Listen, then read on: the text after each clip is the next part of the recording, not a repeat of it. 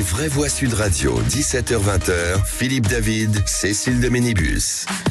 Bienvenue dans Les Vraies Voix, c'est vendredi, on ne sait pas où vous êtes. Peut-être que vous êtes déjà parti en week-end, peut-être que vous allez travailler tout le week-end. En tout cas, on vous souhaite un bon courage et on est ravis de vous accueillir à la maison dans Les Vraies Voix avec Philippe Bilger, Jean-Michel Fauvergue, ancien patron du RAID et ancien député, et René Chiche, directeur des rédactions du groupe Entreprendre Lafon Presse, un homme de médias. Ah oui.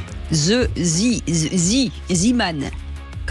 En plus, je trouve qu'il a des lunettes qui lui iraient parfaitement bien sur les marques du Festival de Cannes. Je vais être époustouflant ce soir. Mais ce serait temps. Depuis le temps qu'on attend ça. Attention, comme vous êtes dans l'hyperbole à chaque fois. Ah mais écoutez, je n'ai pas compris ce que vous dites. C'est dans l'hyperbole, mais il faut. Il sait pas ce que ça veut dire. Les journalistes, vous savez. Je vous dirai ce que c'est. Les amis. C'est pas le truc américain, l'hyperbole, le football américain, ouais. Je sens qu'on va se marrer aujourd'hui. Allez, tout de suite, le grand débat du jour. Les vraies voix Sud Radio, le grand débat du jour. La mobilisation d'agriculteurs, notamment du côté de Toulouse. Vous avez vu, on a muré l'autoroute, on est très très déterminés. Nous ne sommes pas entendus, ça fait plusieurs mois que nous demandons à l'État d'entendre nos revendications. Monsieur Attal, apparemment, est pour parler pour venir ici, donc si Monsieur Attal a peut-être peur de prendre l'avion pour donner un rendez-vous très rapidement, s'il faut que je m'engage personnellement à aller le chercher en tracteur à Paris, j'irai le faire. Si Gabriel Attal ne vient pas nous voir, on ira le chercher à Matignon en tracteur. Ont lancé les agriculteurs ce matin au blocus de l'A64 sud de Toulouse. Leur mouvement de colère va continuer ce week-end et après plusieurs jours de mobilisation. Oui, alors parlons vrai. Est-ce que la vraie priorité, ça aurait pas été d'aller voir les agriculteurs plutôt que les soignants, les enseignants ou les forces de l'ordre? Les agriculteurs qui sont en colère depuis des jours et des jours, une colère qui monte. Craignez-vous une contagion du mouvement qui pourrait monter à la capitale, comme en Allemagne il y a quelques jours? Est-ce que vous soutenez les agriculteurs qui travaillent souvent pour des salaires de misère quand on regarde leurs heures de travail? D'où notre débat. Attal doit-il aller à la rencontre des agriculteurs? Et vous dites oui à 80%.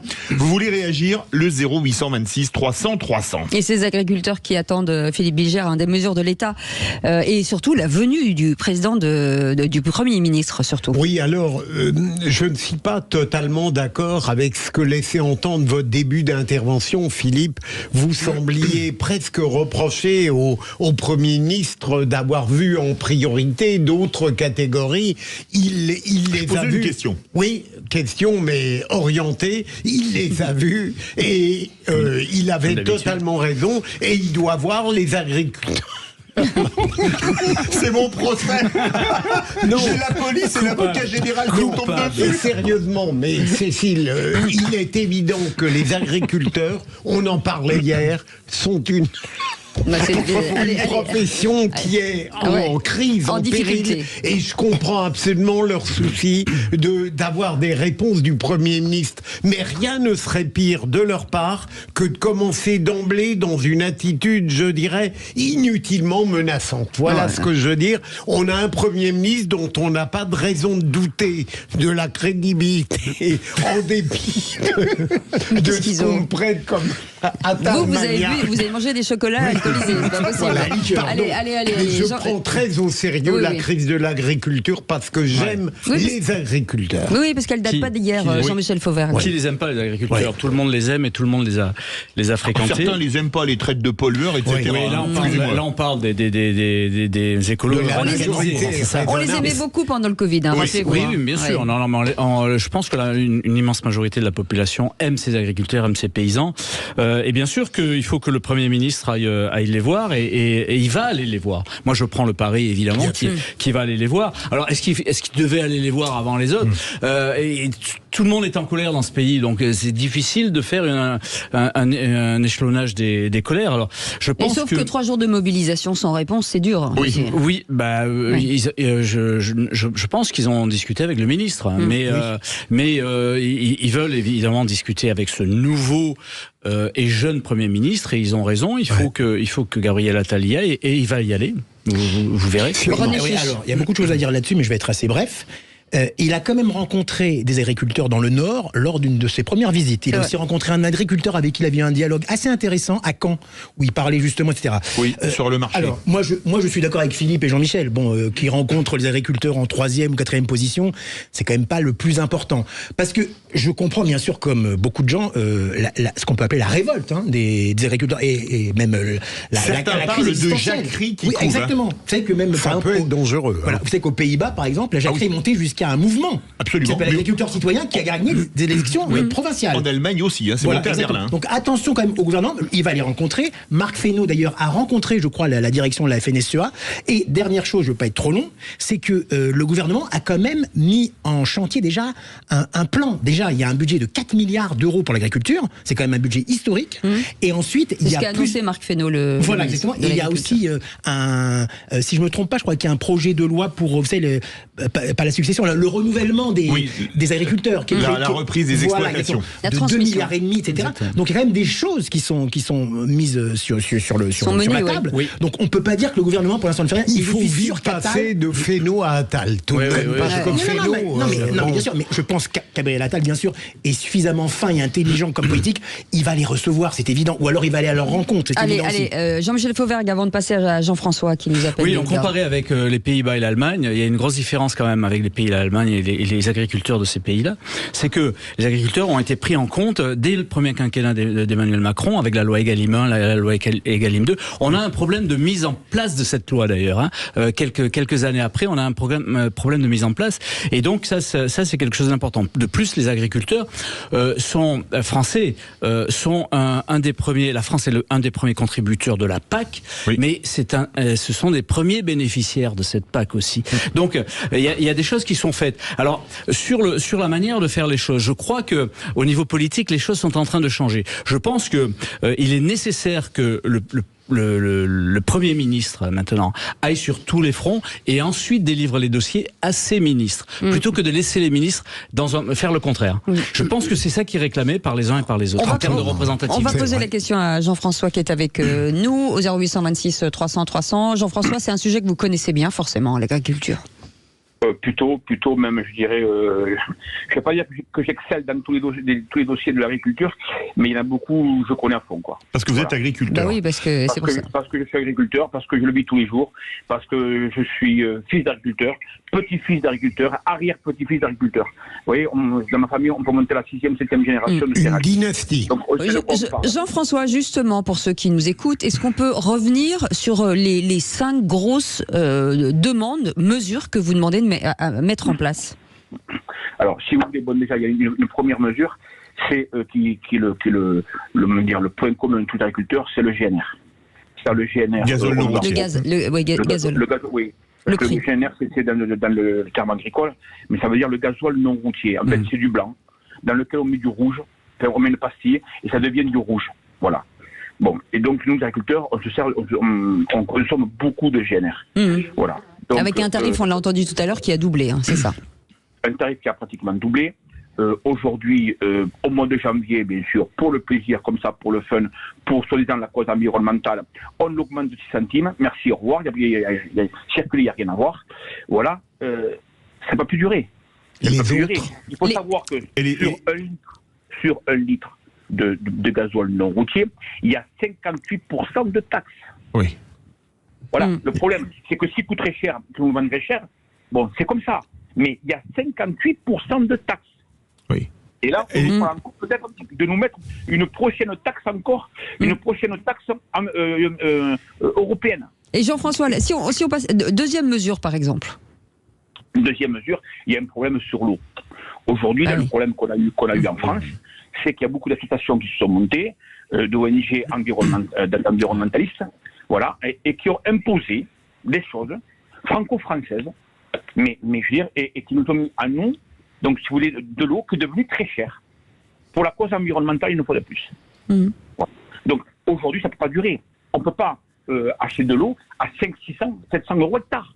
Oui. C'est impossible. Oui. Voilà. La facture est importante. Philippe Bilger, Jean-Michel Fauvert veut réagir. Philippe Bilger. Jean-François. Oui, Jean-François. Jean-François, vous avez donné vos 2 premières mesures. Il en reste 3 par rapport aux 5 que vous aviez indiqués. Mais plus généralement, est-ce que vous considérez que les agriculteurs, malgré leurs difficultés, sont sensibles à ce que j'appellerais l'écologie raisonnable? Bon, je vais vous dire une autre mesure, vous avez de comprendre. On nous a demandé de pratiquer les éco-régimes. C'est-à-dire de nouveaux systèmes, de nouvelles façons de travailler. On a modifié nos assolements. Il fallait avoir au moins 2 à 3 plantes différentes sur 2 à 3 ans sur une parcelle. Dans les endroits, on n'a pas interdit le labour, mais presque.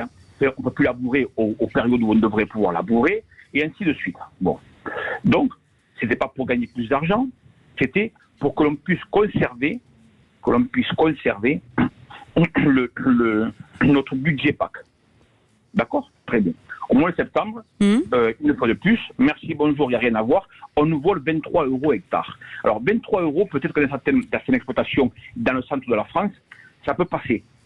Mais chez nous, dans le sud, où on a des rendements faibles, ça ne passe pas.